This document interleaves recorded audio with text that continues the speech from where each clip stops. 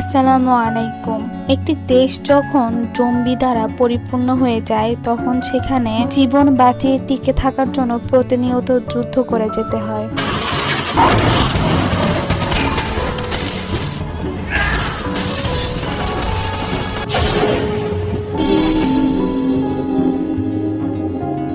মুভির শুরুতেই দেখানো হয় সাউথ কোরিয়ার বুসান শহরটি জম্বি দ্বারা পরিপূর্ণ হয়ে গিয়েছে। জম্বির হাত থেকে রক্ষা করার জন্য সরকার সবাইকে একদিন সময় দিয়েছে সে শহর থেকে চলে যাওয়ার জন্য। যে হারে জম্বি ছড়িয়ে পড়েছে, যদি সরকার একদিনের বেশি সময় দেয় তাহলে সব মানুষই জম্বির শিকার হয়ে যাবে। তাই সরকার তাদের আত্মরক্ষার জন্য একদিনের মধ্যে নৌপথে জাপানে পাঠিয়ে দিচ্ছে। এই সময় আমাদেরকে একজন সেনাবাহিনীকে দেখানো হয় যার নাম জিয়ংসি। সে তার ফ্যামিলি, বোন এবং বোনের ছেলেকে নিয়ে সে শহর ছেড়ে চলে যাচ্ছিল। জিয়ংসি হলো এই মুভির মেইন ক্যারেক্টার। জিয়ংসি যখন